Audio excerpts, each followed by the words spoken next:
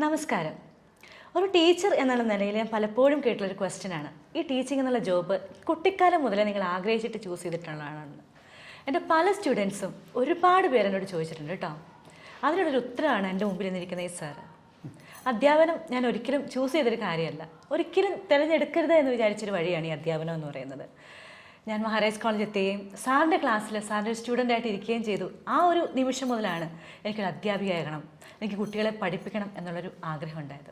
എന്നെ ഇൻഫ്ലുവൻസ് ചെയ്ത, ഞാൻ ലൈഫിൽ എന്നും ഓർക്കുന്ന, അല്ലെങ്കിൽ എപ്പോഴും ഞാൻ വളരെ ബഹുമാനത്തോടുകൂടി മാത്രം ആലോചിക്കുന്ന എൻ്റെ സാറ് Dr.G Rangarajan, മഹാരാജ് കോളേജിലെ മുൻ പ്രിൻസിപ്പളും ഇംഗ്ലീഷ് വിഭാഗത്തിൻ്റെ HOD ആയിരുന്നു. അപ്പോൾ നമുക്ക് സാറിൻ്റെ അടുത്തുനിന്ന് ഒരുപാട് കാര്യങ്ങൾ ഇംഗ്ലീഷ് ഭാഷ പഠിക്കുന്ന കാര്യങ്ങൾ മാത്രമല്ല, അല്ലാണ്ട് നമുക്ക് ജീവിതത്തിൽ മോട്ടിവേറ്റഡ് ആയിട്ടിരിക്കാനും എല്ലാ ജീവിതത്തിൻ്റെ എല്ലാ തലങ്ങളിലും നമുക്ക് സാറിൻ്റെ ഉപദേശങ്ങൾ ഒരുപാട് ഉപകാരപ്പെടും. ഇത്രയേറെ അനുഭവ സമ്പത്തുള്ള ഒരു അധ്യാപകനെ നിങ്ങൾക്ക് എന്തെങ്കിലും കണ്ടു കിട്ടിയാൽ നിങ്ങൾ ചോദിക്കണമെന്ന് ആഗ്രഹിക്കുന്ന ചോദ്യങ്ങളുമായിട്ടാണ് ഞാൻ ഇന്നിവിടെ സാറിന് മുമ്പിലിരിക്കുന്നത്. നമുക്ക് സാറുമായിട്ട് സംസാരിക്കാം അല്ലേ?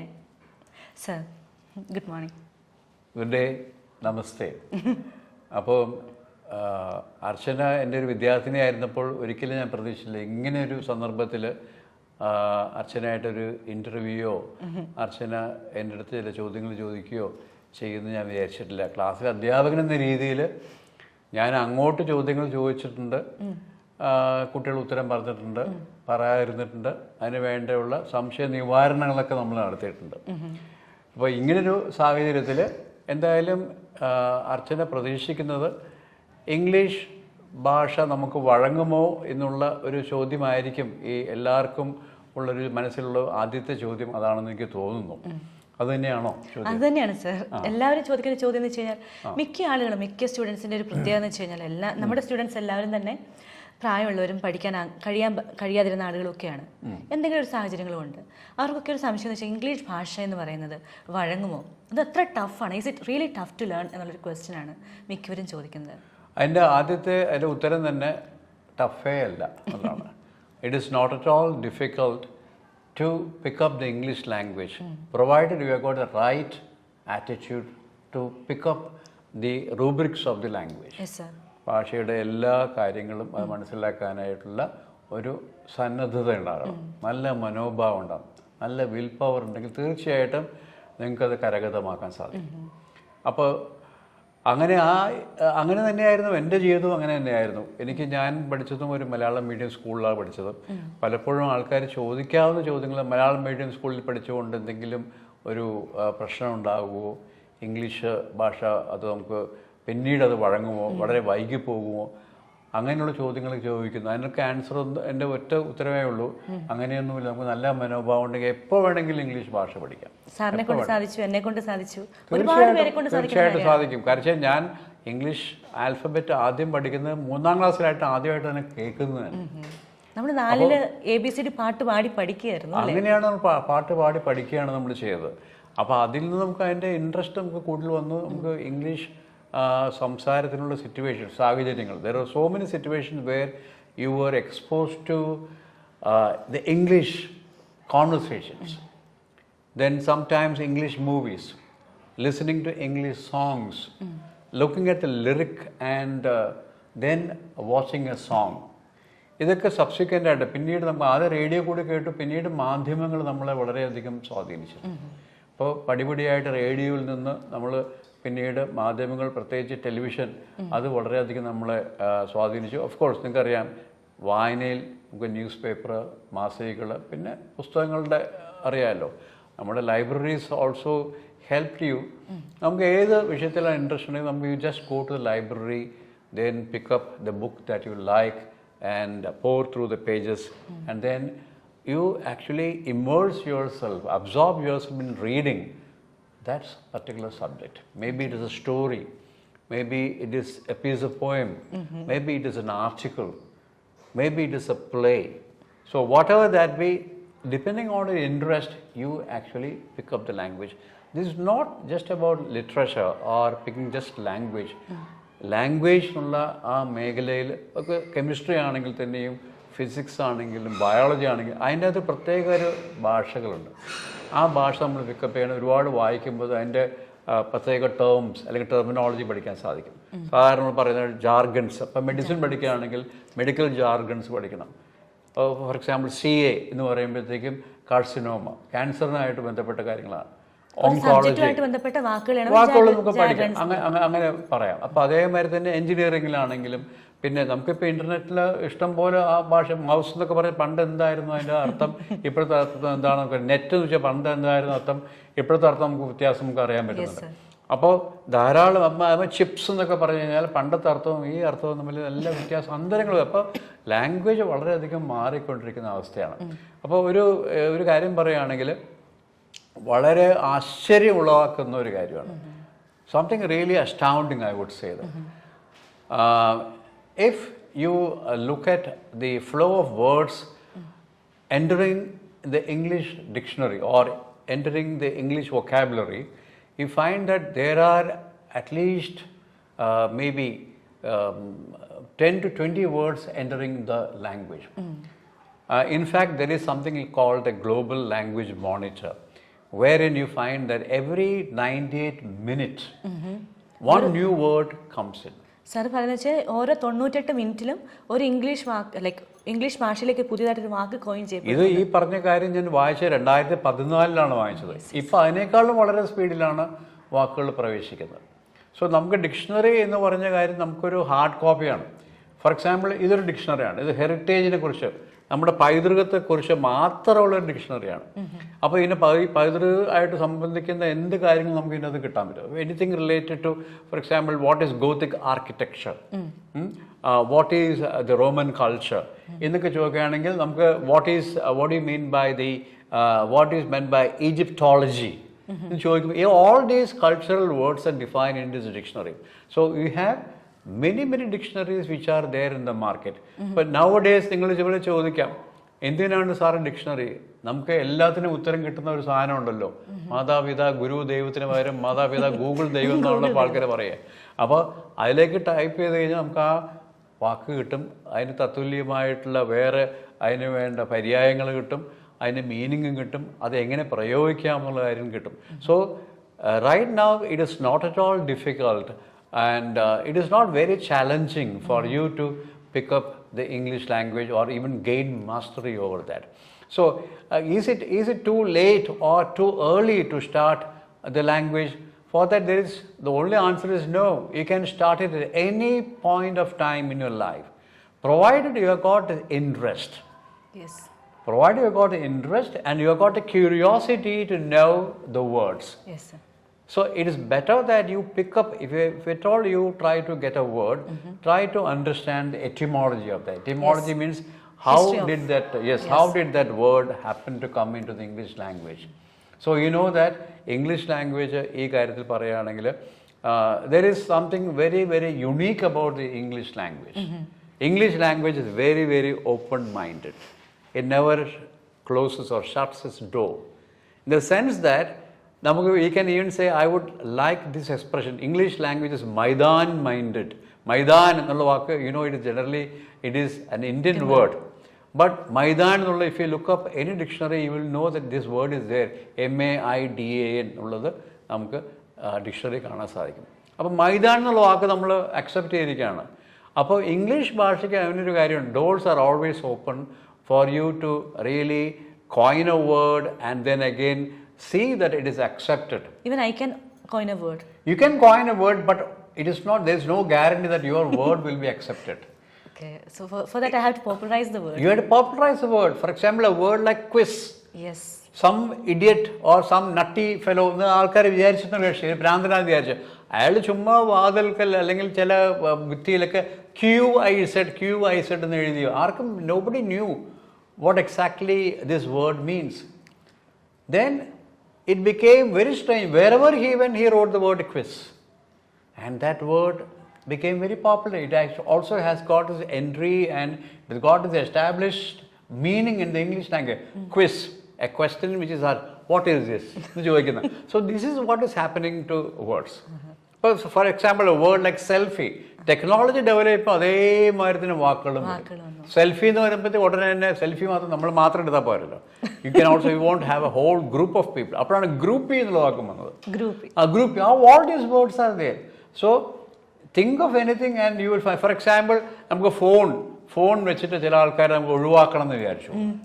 If you want to avoid somebody, phone ഉണ്ടെങ്കിൽ നമുക്ക് ഒരാളെ കാണുമ്പോൾ എതിർവശത്ത് കാണുന്ന ഒരാളെ you don't feel like talking to him or talking to her, you won't avoid it. So suddenly you take your phone, you take your mobile phone and pretend as if you're talking to somebody else, and then just dismiss that fellow and just smile and then walk away. That's also one excuse for you to walk out of a very boring meeting or even a boring lecture. You can really walk out by using the phone. You call that fubbing. You call that phone snubbing. Phone ഒരു വാക്കുണ്ട്, അതേമാതിരി സ്നബിങ് എന്നുള്ള വാക്കുണ്ട്. Phone കൊണ്ട് സ്നബ് ചെയ്യാൻ പറ്റും. ചില ആൾക്കാർ ഡിസ്മിസ്. അപ്പോൾ അങ്ങനെ വേർഡ്സ് കീപ്പ് ഓൺ എൻറ്ററിങ്. അപ്പോൾ അതുകൊണ്ട് every year at the end of every, ഇപ്പോൾ ഡിസംബർ മാസം വരികയല്ലേ, ഒരു 3 മാസം കഴിഞ്ഞാൽ ഡിസംബർ മാസം വരും, 4 മാസം കഴിഞ്ഞാൽ ഡിസംബർ മാസം അവസാനമാകുമ്പോൾ ഇന്ത്യൻ എക്സ്പ്രസ്സിൽ വരാറുണ്ട് WOTY എന്നൊരു സാധനം വരും. WOTY എന്ന് വെച്ചാൽ വേർഡ് ഓഫ് ദി ഇയർ കണ്ടുപിടിക്കാനായിട്ടുള്ള തത്രപ്പാടായി. ഈ Anglophiles are people who are very much interested in the English language, anything related to English, okay, and they actually look for the most popular words which are hit in the global language monitor. അത് നമുക്ക് കമ്പ്യൂട്ടറിൽ ഗൂഗിളിൽ hit ചെയ്യുന്ന വാക്കുകൾ കിട്ടും. ഇപ്പോൾ selfie എന്നുള്ള വാക്ക് ഇങ്ങനെ പറഞ്ഞ് വായ്ത്താരയിലൂടെ it becomes very popular. It crosses the border. അപ്പോൾ ഒരു ബോർഡർ ഒന്നുമില്ല. അപ്പോൾ ഇംഗ്ലീഷ് അത് ബ്രിഡ്ജ് ലാംഗ്വേജ് എന്ന് പറയുമെങ്കിൽ ബ്രിഡ്ജൊന്നുമില്ല, അങ്ങനെ കടന്നു പോകും, യാതൊരു അതിരില്ലാതെ ഇങ്ങനെ എല്ലായിടത്തും വ്യാപിക്കും. That is what happens. അപ്പോൾ വേർഡ് ഓഫ് ദി ഇയർ വരുമ്പോഴത്തേക്കും അതിൻ്റെ അകത്ത് ഏറ്റവും, ഞാൻ പറഞ്ഞല്ലോ, ഒരു ദിവസം നമുക്ക് ഏതാണ്ട് ഇത്രയും ഒരു 15-20 വാക്കുകൾ, ഒരു 98 മിനിറ്റ് 100-105 മിനിറ്റിൻ്റെ ഇടയ്ക്ക് ഒരു വാക്ക് പിറന്നിരിക്കും. അപ്പോൾ ആ വാക്ക് അത് അക്സെപ്റ്റഡ് ആണെന്ന് അറിയാനായിട്ട് ആ വേർഡ് ഓഫ് ദി ഇയർ 15-20 വാക്കുകൾ ലിസ്റ്റ് ചെയ്യാൻ വരും.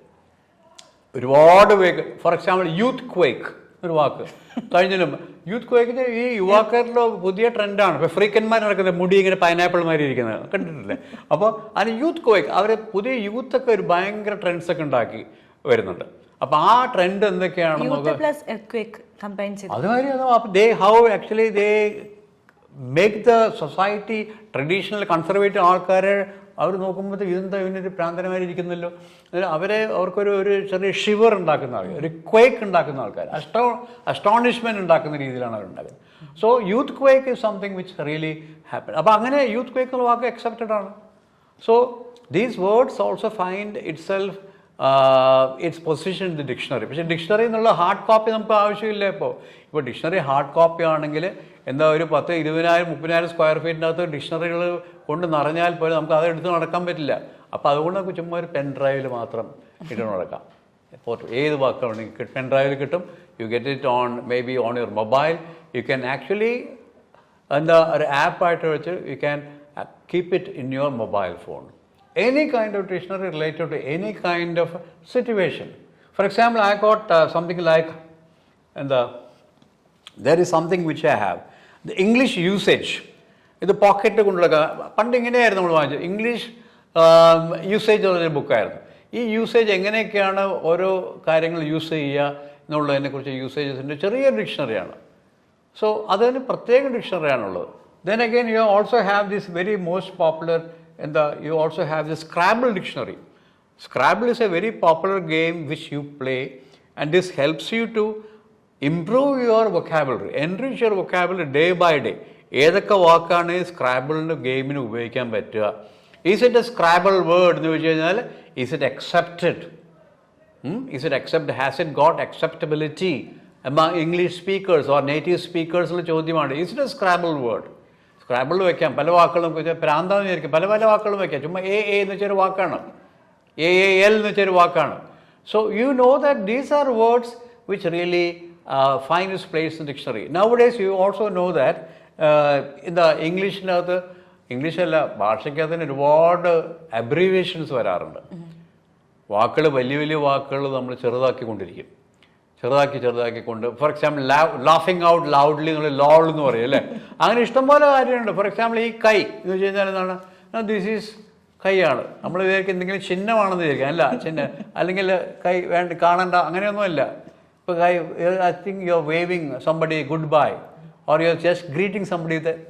പക്ഷേ ചുമ്മാ ഇങ്ങനെ കൈ കാണിച്ചാൽ ഈ കൈയുടെ അർത്ഥം ഞാൻ ചോദിക്കാറുണ്ട് പലപ്പോൾ ആൾക്ക്. ക്വസ്റ്റ്യൻ വാക്ക് വരെ ഇത് ചോദിക്കാറുണ്ട്. What is this hand, what is HAND ഇത് ചോദിക്കുമ്പോൾ അവർ പറയും HAND ഈസ് എ ഹാൻഡ് എന്ന് പറയും. No, it is actually an abbreviation for have a nice day എന്നുള്ളതാണ്. ഹാവ് എ നൈസ് ഡേ എന്നുള്ളതാണ്. This one is enough for that. ഇതേമാതിരി ഇഷ്ടം പോലെ ഉണ്ട്. ഇതേമാതിരി ഇഷ്ടം പോലെ you have an entire dictionary about this abbreviations. Sir, ഡിക്ഷണറിയുടെ കാര്യം ചോദിച്ചതുകൊണ്ടാണ് എൻ്റെ സ്റ്റുഡൻസ് മിക്കവരും ചെയ്യുന്നൊരു കാര്യമാണ്. എന്നാ ഇന്ന് പഠിച്ചേക്കാന്ന് വിചാരിച്ച് ഡിക്ഷണറി ഓപ്പൺ ചെയ്യുന്നു, 10 വാക്കുകൾ പഠിക്കുന്നു, ഡിക്ഷണറി കൂട്ടി വെക്കുന്നു, പോകുന്നു. ഇതുകൊണ്ട് വല്ല ഗുണമുണ്ടെന്ന് സാർ തോന്നുന്നു? അങ്ങനെ വെച്ചുകൊണ്ട് യാതൊരു ഗുണമില്ല. കാരണം അത് പ്രയോഗത്തിൽ കൊണ്ടുവരണം. ഡിക്ഷണറിയിൽ വാക്കുകൾ പഠിച്ചു and you try to remember these words. സാധാരണ എങ്ങനെയാണ്? Okay, you read a word or read something, then you retain it in that memory and then you recall. ആവശ്യമുള്ളപ്പോൾ തിരിച്ചു വരണം. അപ്പോൾ 3 ആറുകളാണുള്ളത്. 3 ആറല്ല, 3 ആറുകളാണ്. അതാണ് റീഡ്, റീറ്റെയിൻ ആൻഡ് റീകോൾ. നമുക്ക് വേണ്ട സമയത്ത് വാക്കുകൾ വരണം. So which means that you must practice using that word. So sometimes I deliberately use these words. It is not that I want to go to the extremes of Shashi Tharoor, okay, by being very pedantic, okay, flocky knocky, nihilifilification എന്ന് പറഞ്ഞ പ്രയോഗം ഞാൻ വാസ്തവത്തിൽ എൻ്റെ കുട്ടിക്കാലത്ത് കേട്ടത്. എൻ്റെ father പറഞ്ഞിട്ടുണ്ട്. It's one of the longest words in English മോനെ പറഞ്ഞിട്ടുണ്ട്. And I remembered it even then. Okay, but now this has come back. അപ്പോൾ ചില വാക്കുകൾ പണ്ട് ഉപയോഗിച്ചിട്ട് പ്രയോഗത്തിലുണ്ടായിരുന്നത് അത് പണ്ട് പ്രയോഗത്തിലുണ്ടായിരുന്നില്ല. അത് because it was considered to be a word which has something very strange about it because you do not know where the syllable falls. Flocky knocky nihilifilification എവിടെയാണ് എൻ്റെ സിലബിൾ സ്ട്രക്ചർ എന്ന് പറയാൻ പറ്റില്ലല്ലോ. സോ അപ്പോൾ അത്രയും ലെങ്തി ആയിട്ടുള്ള words ഉണ്ടാകും. പക്ഷേ അതൊരു ഫണ്ണി ആയിട്ടുള്ള കാര്യമായിട്ട് പറയാം. If you look at the novels of James Joyce and all, so many words are there which might appear to be very meaningless, but contextually they may have some meaning. അങ്ങനെ ഇഷ്ടംപോലെ ഒരു ഫറാഗോ എന്നുള്ള വാക്കൊക്കെ അദ്ദേഹം ഉപയോഗിച്ചിട്ടുണ്ട്. Okay, and again expressions like എന്ത് cattle class എന്ന് പറഞ്ഞതും ആൾക്കാർക്ക് പ്രശ്നം ഉണ്ടാക്കിയിട്ടുണ്ട്. Because sometimes you find that the meanings are also misunderstood. But some people don't hear the words properly, some people don't understand the word properly, and that could also cause a lot of miscommunication. If there should not be any kind of instance of miscommunication, it means that you must have some knowledge about the words. Do not assume that this word he meant this. He may have had a very good meaning intended, and അത് intend ആൾ ഉദ്ദേശിക്കാത്ത കാര്യങ്ങൾ അത് attribute ചെയ്ത് കഴിഞ്ഞാൽ ഒരുപാട് ആൾക്കാർ തമ്മിൽ അങ്ങോട്ടും ഇങ്ങോട്ടും തിരിഞ്ഞ് വഴക്കുണ്ടാക്കി നടക്കും. ഇന്നാലും നീ എന്നെ അങ്ങനെ വിളിച്ചില്ലേ അങ്ങനെ. That is something. So there is also another word in English is called moan the green. എന്ന് വെച്ചാൽ നമ്മൾ നേരെ പറയുന്ന കാര്യം വേറെ രീതിയിൽ കേൾക്കുക, എന്നിട്ട് പറയുന്നത് അതിനെക്കുറിച്ച് ആരോപണം ഉണ്ടാക്കുക. So these happens in all languages. This is A problem. എല്ലാ ഭാഷയിലും ഓരോ ഭാഷയ്ക്കും ഇംഗ്ലീഷിന് തന്നെ ഇഷ്ടംപോലെ വെറൈറ്റീസ് ഉണ്ട്. ഇംഗ്ലീഷിന് ഇഷ്ടംപോലെ ഡയലക്ട്സ് ഉണ്ട്. ഇപ്പോൾ the English which is spoken in England, പല സ്ഥലത്ത് പല ടൈപ്പ് ഇംഗ്ലീഷാണ് ഉള്ളത്. ഇപ്പോൾ ലണ്ടനിൽ English, Cockney English or Billingsgate English, ഇവിടെ എല്ലാം ഇംഗ്ലീഷ് ഭാഷ തന്നെയാണ്. പക്ഷേ എന്ത് പറ്റും? You find that English varieties are different. You know that in Commonwealth countries you find the English, although the native language is English language, the kind of Englishes that they speak, they are so different. They're totally different.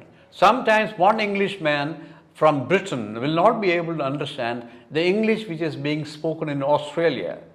A man from Australia will not be able to understand the English that is being spoken in Scotland.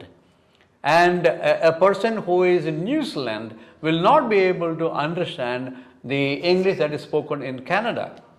Or a person who is in South Africa will not be able to sometimes comprehend the kind of English which is spoken in America. So these are situations where you find the same language can pose a lot of problems. So അപ്പോൾ നിങ്ങൾക്ക് ചോദിക്കാം, സാറേ എനിക്ക് English പഠിക്കണം, ഈ sir ഇത്രയൊക്കെ പറഞ്ഞു കഴിഞ്ഞാൽ ഞാൻ എങ്ങനെ പഠിക്കാനാ? നിങ്ങൾക്ക് നല്ല മനോഭാവം ഉണ്ടെങ്കിൽ നിങ്ങൾക്ക് ഇതെല്ലാം പഠിക്കാൻ സാധിക്കും. കാരണം നിങ്ങൾ expose yourself to lot of English situation. സാധാരണ മൂവി കാണുക, എനിക്കിഷ്ടമുള്ളൊരു മെത്തേഡ് ഞാൻ പറയാം, അത് വേറെ ആരെങ്കിലും പറഞ്ഞിട്ടുണ്ടെന്ന് എനിക്കറിയാൻ പാടില്ല. അതായത് ഇംഗ്ലീഷ് സോങ്സ് എനിക്ക് ഭയങ്കര ഇഷ്ടമാണ്, അത് കേൾക്കാൻ, അതിൻ്റെ ബീറ്റ്സ് കേൾക്കാനൊക്കെ ഭയങ്കര ഇഷ്ടമാണ്. ഓക്കെ, ആൻഡ് ദെൻ ആ സോങ്സ് നമുക്ക് ഇപ്പോൾ നിങ്ങൾ മനസ്സിൽ ഏത് ഒരു വാക്ക് ആലോചിച്ചോളൂ, ആ വാക്കിനെ കുറിച്ചൊരു പാട്ട് ഉണ്ടാവും. എന്തെങ്കിലും ഒരു വാക്കോ അല്ലെങ്കിൽ എന്തൊരു ആശയമോ ഉണ്ടെങ്കിൽ, ഡ്രീം എടുക്കുകയാണെങ്കിൽ 1000 പാട്ടെങ്കിലും ഡ്രീമിനെ കുറിച്ച് മാത്രമേ ഉണ്ടാവും. ഇപ്പം ലവ് എന്നുള്ള വാക്കൊന്നും പറയേണ്ട കാര്യമില്ല, ലക്ഷക്കണക്കിന് പാട്ടുകളാണ്. അതിലേതെങ്കിലും ഒരെണ്ണം ചുമ്മാ എടുത്ത് നോക്കിയിട്ട് ആ പാട്ട് കേൾക്കുക, ഈ ലിറിക്ക് നോക്കുക, പാട്ട് കേൾക്കുക, ലിറിക്ക് നോക്കുക, and then you will find that the whole thing actually gets into your mind. പാടി പ്രാക്ടീസും ചെയ്യാം, ആരും. അപ്പം നിങ്ങൾക്ക് ഇഷ്ടമുള്ള വിഷയമാണല്ലോ പാട്ട് കേൾക്കുക എന്നുള്ളത്. അപ്പോൾ you can internalize these words and you will also know the way in which it is being spoken.